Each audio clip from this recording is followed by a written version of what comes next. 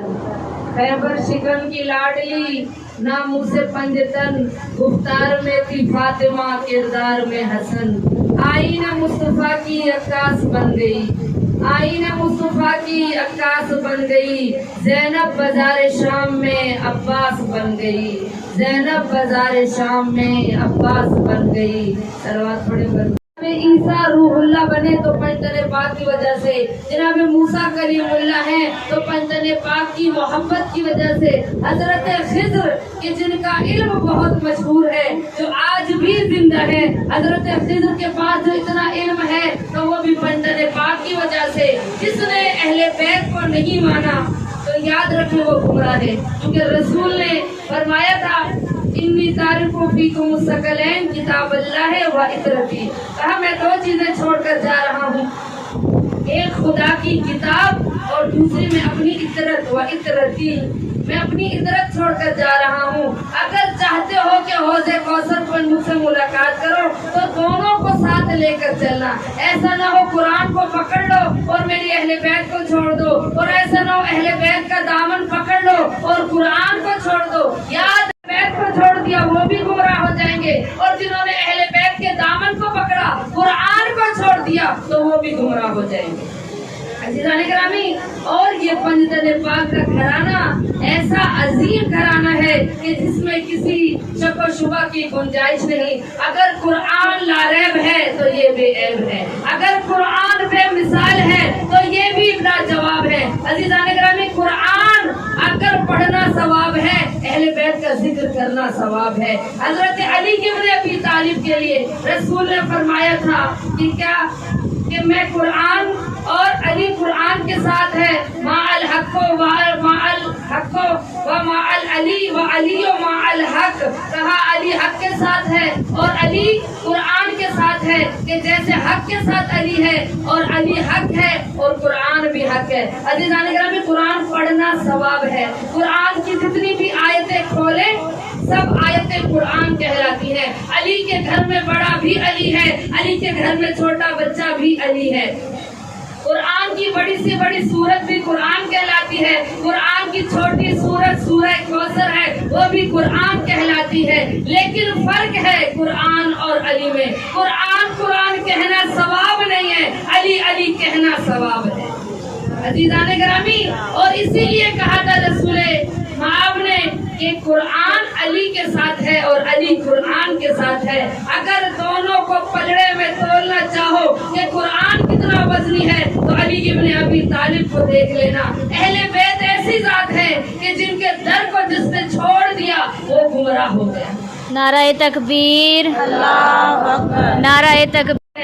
कि जहाँ पर वही नाजिल हो रही है, जहाँ देखती है कहीं जन्नत से खान आ रहा है, जहाँ जनाब ज़ैनब ने आंखें खोली तो क्या देखती है, हसनैन का झूला मिकाईल झुला रहा है, जिब्रील दस्तक देकर जिस घर में आता है। जहाँ सानिया ज़हरा ने आंखें खोली तो क्या देखा कि इस्लाम पर कुर्बानियाँ देने के लिए नाना जैसी हस्ती मौजूद है, इस्लाम पर कुर्बान होने के लिए बाप हैदर कर्रार मौजूद है, और अपना माल खत्म करने वाली अरब की अरबपति खातून मलिकातुल अरब खदीजतुल कुबरा मौजूद है।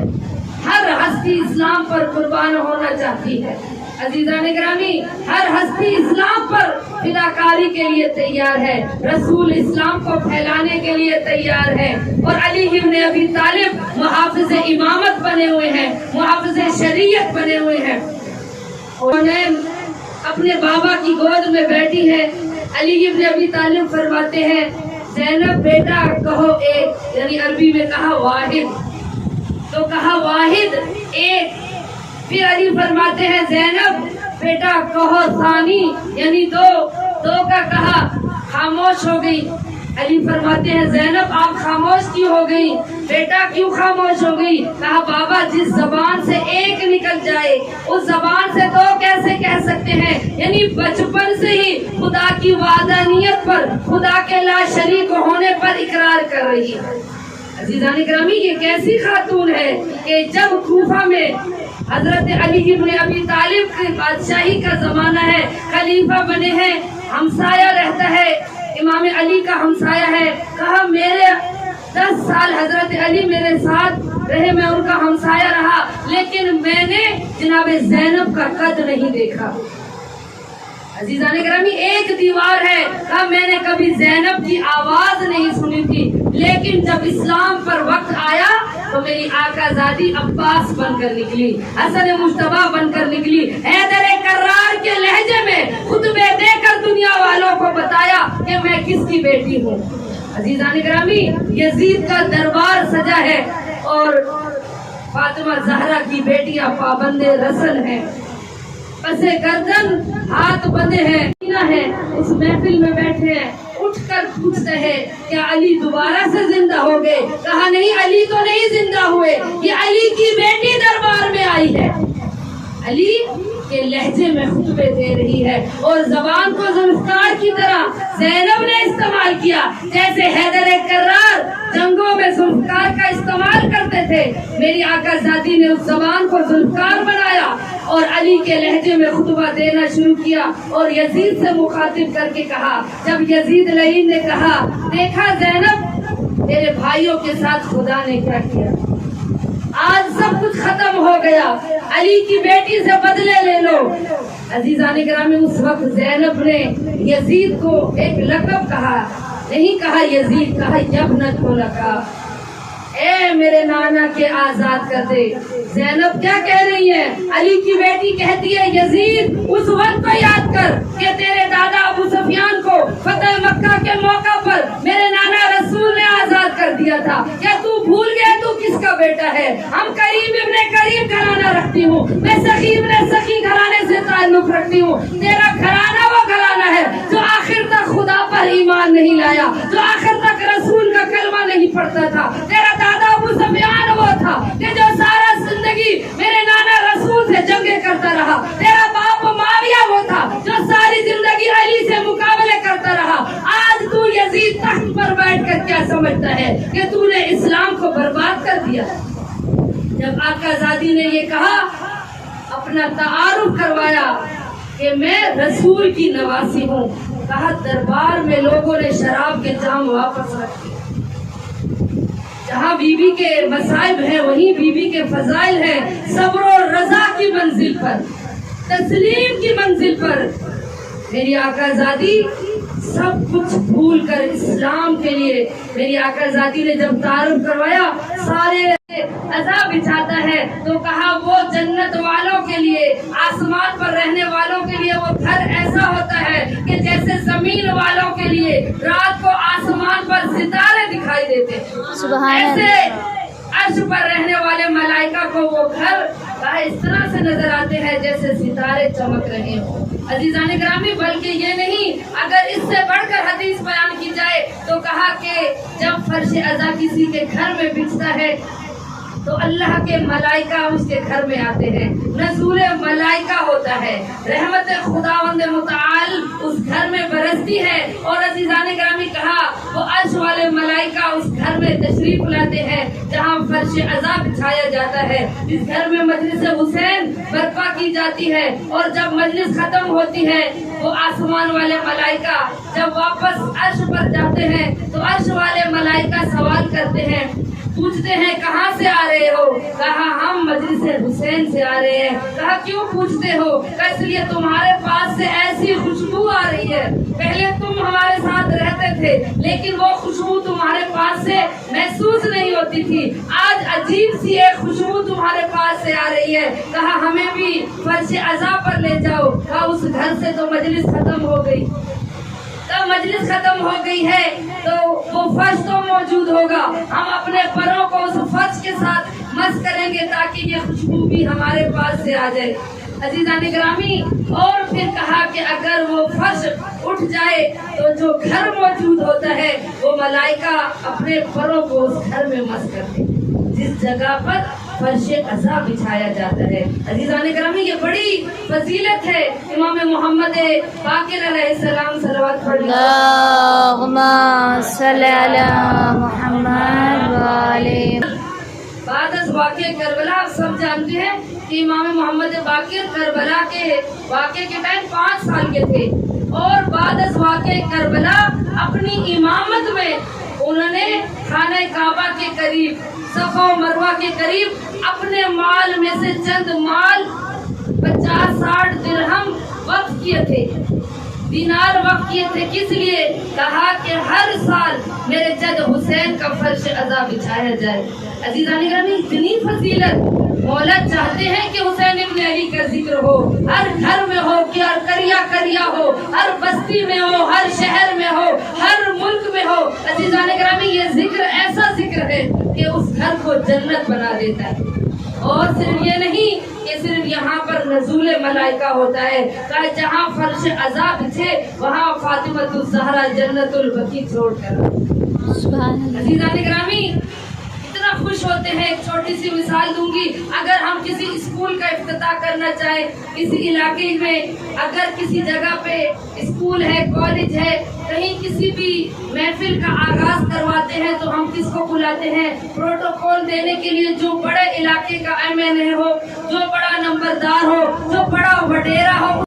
دیکھا ہوگا امام حسین کے حرم میں جانے سے پہلے حر کا روزہ پہلے آتا ہے. جب کربلا میں والد ہو تو پہلے حر کا روزہ آتا ہے، امام حسین کا روزہ بعد میں آتا ہے. جو دلیل ہے، حر وہ شخص ہے کہ جس نے حسین کے گھوڑے کو پہلے پکڑا تھا، لیکن جب سچی توبہ کی تو حر علیہ السلام بن گیا. آج ہر زائر پہلے حر کے روزے پر جاتا ہے، حر کو سلام کرتا ہے. اے حر کے صدقے حسین ابن علی اس مجلس میں آنے والی تمام مومنات کے گناہوں کو معاف کر دے. کوئی بھی یہاں سے خالی ہاتھ نہ جائے. یہ باب الحوائج کی بارگاہ ہے. عزیزان گرامی، یہ باب الحوائج حضرت عباس کی بارگاہ ہے. آج جس بیوی کا تذکرہ کرنا ہے وہ باب الحوائج کی بہن ثانیہ زہرا جناب زینب ہے، کیونکہ ان کے شہادت کے ایام چل رہے ہیں. کون ہے زینب؟ کہا یہ وہ بیٹی ہے کہ جو باپ کے لیے بھی زینت ہے، کہ جس کے لیے دیکھیں اسلام کی زینت ایمان ہے، ایمان کی زینت نماز ہے، نماز کی زینت سجدہ ہے، سجدے کی زینت علی ابن ابی طالب ہے، علی ابن ابی طالب کی زینت کو زینب بنت علی کہتے ہیں. سبحان اللہ. کہ وہ بیٹی جو باپ کی زینت بن جائے. جناب ثانیہ زہرا کہ جس کے لیے آیت اللہ مامکانی نے اپنی کتاب میں کیا لکھا؟ اس نے اپنی کتاب میں لکھا کہ ثانیہ زہرا تو بن گئی دنیا میں، جہاں اتنی برگزیدہ خواتین ہیں، حضرت آسیہ ہے، حضرت ہاجرہ ہے، جناب سارہ ہے، جناب حوا ہے، جناب مریم ہے، کہ ان سب سے پاکیزہ تر حضرت فاطمہ الزہرا کی ذات کی. اور فاطمہ الزہرا کے اوپر بھی ثانیہ زہرا آ گئی. یعنی ثانیہ فاطمہ الزہرا تو موجود ہے، لیکن قیامت تک کوئی ثانیہ زینب نہیں بن سکتا. بے شک. عزیزان گرامی، کیوں؟ کیونکہ زینب کا کردار ہی ایسا کردار ہے.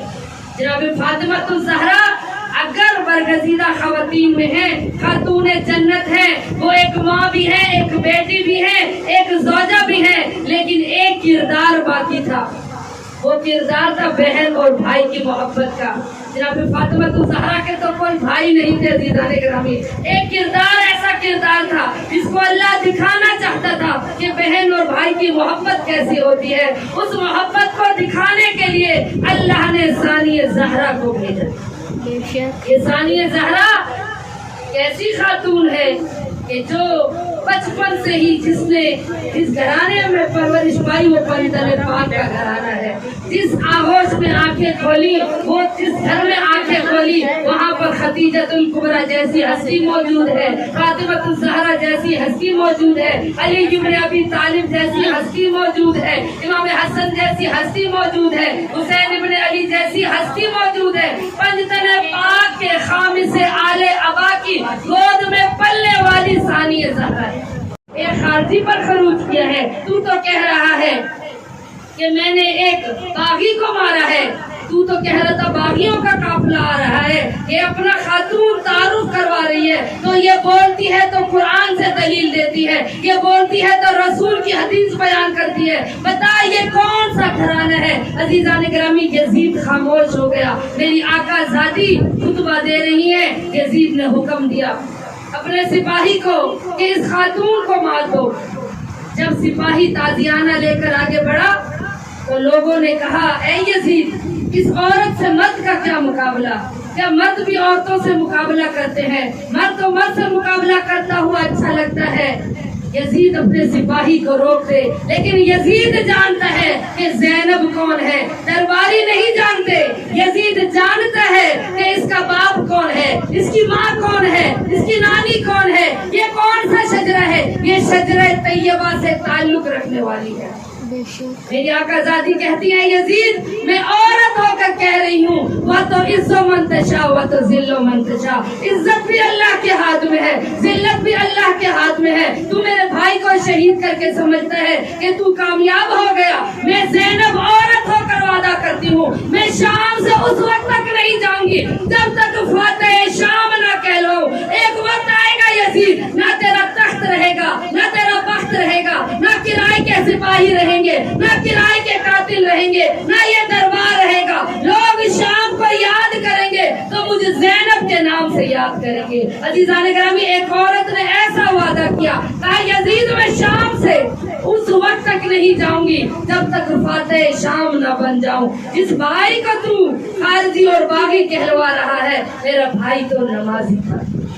عزیزان گرامی، جناب زینب نے جب یہ خطبہ دیا تو آج شام کو اگر ہم یاد کریں تو فاتح شام جناب زینب کے نام سے یاد کرتے ہیں کہ جو شام سے نکلی تو ایک لقب ام المصائب بن گیا اور دوسرا لقب فاتح شام ہے۔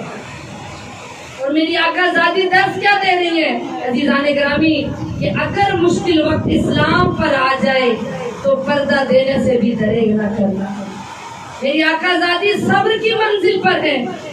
اگر ایک گھر میں ایک قضیہ ہو جائے، ایک مرد دنیا سے چلا جائے تو 40 دن تک ماں سوگوار رہتی ہے۔ کسی بہن کا بھائی چلا جائے تو بہن کو کھانا پینا بھول جاتا ہے۔ عزیزان گرامی، زینب 72 کی سوگوار ہے۔ وہ زینب جس کا حسین جیسا بھائی مارا گیا، عباس جیسا بھائی مارا گیا، اونو محمد مارے گئے، حسین چلے گئے، علی اکبر چلے گئے، علی اصغر چلے گئے، شہزادہ قاسم مارا گیا، لیکن زینب صبر کر رہی ہے۔ آج بھی قلعہ زینبیہ کی جن مومنات نے زیارت کی ہے اور جنہوں نے نہیں کی، خدا ہم سب کو زیارت کروائے۔ جائے قلعہ زینبیہ پر کچھ زیارت کرے نا، جب قلعہ زینبیہ کی وہاں ہم نے اپنی آنکھوں سے پڑھا، لکھا ہے السلام علیکہ یا جبل الصبر، اے پہاڑ کی برابر صبر کرنے والی خاتون، آپ پر ہمارا سلام ہو۔ جس میں جرت حیدری ہو، جس میں شجاعت حیدری ہو، جو حیدر کرار کی بیٹی ہے، غیر فرار کی بیٹی ہے، نامحرموں کا مجمع ہے، شرابیوں کی محفل ہے، لیکن اسلام کے لیے فاتح بن گئی۔ اسی لیے تو شاعر نے کہا کربلا در کربلا می ماند، اگر زینب نہ بھول کربلا کو لوگ کربلا میں ختم کر دیتے اگر زینب نہ ہوتی۔ عزیزان گرامی، اور یہی سوال قائد اعظم سے کسی نے کیا تھا، 14 اگست قریب آ رہی ہے تو میرے ذہن میں یہ بات آ گئی۔ قائد اعظم سے کسی نے سوال کیا تھا، آپ جہاں جاتے ہیں تحریک پاکستان کے لیے اپنی بہن فاطمہ جناح کو ساتھ کیوں لے جاتے ہیں؟ جنہوں نے مطالعہ پاکستان اردو کی کتابیں ابھی 14 اگست قریب ہے، ٹی وی پر سوشل میڈیا پہ آپ دیکھیں گے کہ جو تحریک قائد اعظم نے چلائی مسلمانوں کے الگ ملک کے لیے، ان کی بہن فاطمہ جناح ساتھ ہے۔ کہا مردوں کی تحریک ہے، آپ کے ساتھ علامہ اقبال ہے، رحمت چودھری ہے، کئی لوگ ساتھ ہیں، بہن کو ساتھ کیوں لے کے چلتے ہیں؟ آج تصویریں سوشل میڈیا پر موجود ہے، ویڈیو میں موجود ہے۔ تو قائد اعظم سے جب کسی نے سوال کیا تو قائد اعظم نے خوبصورت جواب دیا، کہا میں نے یہ درس کربلا والوں سے لیا، میں نے یہ درس کربلا والوں سے لیا ہے۔ اسلام کو جب آباد کرنا تھا رسول کا ساتھ خدیجۃ الکبریٰ نے دیا، اور جب علی کو لوگوں نے جانشین ماننے سے انکار کر دیا تو علی کا ساتھ فاطمہ الزہرا نے دیا، اور جب شریعت پر مشکل وقت پڑا تو کربلا میں حسین کے ساتھ زینب ساتھ گئی اسلام کو بچانے۔ عزیزان گرامی، یہ جو 14 اگست درس دے رہی ہے، قائد اعظم کہہ رہا ہے میری بہن ساتھ نہ ہو تو میں اپنے مشن میں کامیاب نہیں ہوں گا۔ میں نے یہ درس کربلا والوں سے لیا، اور زینب نہ ہوتی تو لوگ حسین کو بھول جاتے، لوگ کربلا کو بھول جاتے، لیکن زینب صبر و رضا کی منزل پر ہے۔ وہ زینب جو کہتی ہے ماں رائی تو اللہ جمیلہ کہ میں نے خوبصورتی کے علاوہ کچھ نہیں دیکھا، میں کہوں گی آقا زادی آپ کے گھر میں ایک دن میں 72 جنازہ تھا، آپ کی سر کی چادر چھن گئی، آپ کفیلہ سجاد بن گئی، آپ کے سامنے آپ کی بھتیجی سکینہ کو یتیم کر دیا گیا، اس کے کانوں سے دور اتار لیے گئے، آپ کے سامنے قاسم کا لاشا پامال ہو گیا، اور آپ کہہ رہی ہیں ماں رائی تو اللہ جمیلہ کہ میں نے خوبصورتی کے علاوہ کچھ نہیں دیکھا۔ تو یقیناً عزیزان گرامی جناب زینب فرمائیں گی کہ اسلام کے لیے میں نے اپنے آپ کو ختم کر دیا۔ اسلام واحد ذریعہ ہے عزیزان گرامی کہ ہم اپنی فداکاریاں زینب سے سیکھیں جو صبر و رضا کی منزل پر ہے، جو جانتی ہے ہمارا امتحان ہے، جو جانتی ہے کہ اللہ کی طرف سے اللہ اپنے مومن بندوں سے امتحان لیتا ہے۔ عزیزان گرامی آج کی خاتون کے لیے جناب زینب کیا کہہ رہی ہے کہ جب بھی مشکل وقت آئے تو صبر کا دامن نہ چھوڑنا۔ سوال ہے شہادت کے ایام چل رہے ہیں، عزاداران حسین اس بی بی پر کم مصائب نہیں آئے کہ جس کا لقب ہی ام المصائب پڑ گیا۔ ماں دربار گئی لیکن ان کے دربار جانے کا نرالا انداز تھا، جب زینب دربار گئی تو نرالا انداز تھا، ماں فاطمہ الزہرا دربار گئی تو بابا کے صحابیوں کا مجمع تھا، لیکن جب زینب دربار گئی نا عزادارو شرابیوں کی محفل تھی، ہر طرف رقاصہ رقص کر رہی تھی، موسیقی کی آوازیں تھی، لوگ جشن منا رہے تھے۔ میں کہوں گی آقا زادی فاطمہ الزہرا آپ دربار گئی، آپ کے سر پر چادر تھی، آپ جس دربار میں گئی تھی وہ آپ کے بابا کا صحابی بیٹا تھا، لیکن آپ کی بیٹی زینب جب دربار گئی تھی اور زینب کے سر پر چادر نہیں تھی اور زینب پابند رسن تھی، رسیوں میں ہاتھ جکڑے ہوئے تھے، اللہ تعالیٰ جس بی بی کا نام ام المصائب پڑ گیا، جو بچپن سے ہی دکھ جھیلتی آ رہی ہے، 5 سال کی تھی، نانا رسول اس دنیا سے چلے گئے، ابھی 3 مہینے گزرے تھے نانا رسول کو گئے ہوئے، اور ماں دربار سے خالی ہاتھ آ گئی، ابھی ماں زہرا کے دکھ کو رو رہی تھی، 3 جمادی الثانی کا وقت آ گیا کہ ماں زہرا اس دنیا سے چھوڑ کر چلی گئی بچوں کو، ابھی ماں زہرا کے جنازے پر رو رہی تھی۔ اللہ دارو وہ وقت آیا 28 صفر کا، حسن مجتبیٰ کا جنازہ جب اٹھا وہ واپس آیا تو تیروں سے چلنی تھا۔ اللہ دارو کوئی دستور زمانہ ہے جو جنازہ گھر سے اٹھے کبھی واپس نہیں آیا، میں قربان جاؤں زینب کے صبر پر، اور جس کا حسن کا جنازہ اور تیروں سے چلنی ہو کر واپس آیا۔ اللہ دارو ابھی حسن کے زخموں کو رو رہی تھی، وہ وقت آ گیا 28 رجب کا، زینب کو مدینہ چھوڑنا پڑا، ابھی پہنچی ہے مکہ پہنچی 8 ذی الحج کو، احرام توڑ دیے زینب نے، اور 2 محرم کو کربلا پہنچی، 7 محرم کو پانی بند ہو گیا، ابھی الگ کی صدائیں سنتی ہے زینب، شب عاشور کی رات آ گئی۔ اللہ دارو شب عاشور وہ رات تھی جب ساری بیویوں کو یقین ہو گیا تھا کہ صبح کوئی میدان میں جائے گا، کوئی واپس نہیں آئے گا۔ اللہ دارو روز عاشور کا دن طلوع ہوا، زینب اپنے خیمے میں دیکھتی ہے اور جو اپنے بھائی کا قاتل کرا، اللہ دارو جب دربار شام میں زینب پہنچی نا، میری آقا زادی نے کیا دیکھا، یزید اپنے تخت پر بیٹھا ہے اور ایک تخت میں آخری سیڑھی پر حسین مظلوم کا سر ہے۔ ارے آقا زادی نے کیسے برداشت کیا ہوگا؟ میری آقا زادی سے جب کسی نے پوچھا شام میں سب سے بڑی مشکل کیا دیکھی، میرے لیے بڑا مشکل تھا اور بھیا حسین کے قاتل سے بات کرنا زینب کے لیے بہت مشکل تھا۔ زینب کہتی ہے مجھے دربار میں وہ وقت نہیں بھولتا، دربار یزید میں یزید کے ہاتھ میں خضران کی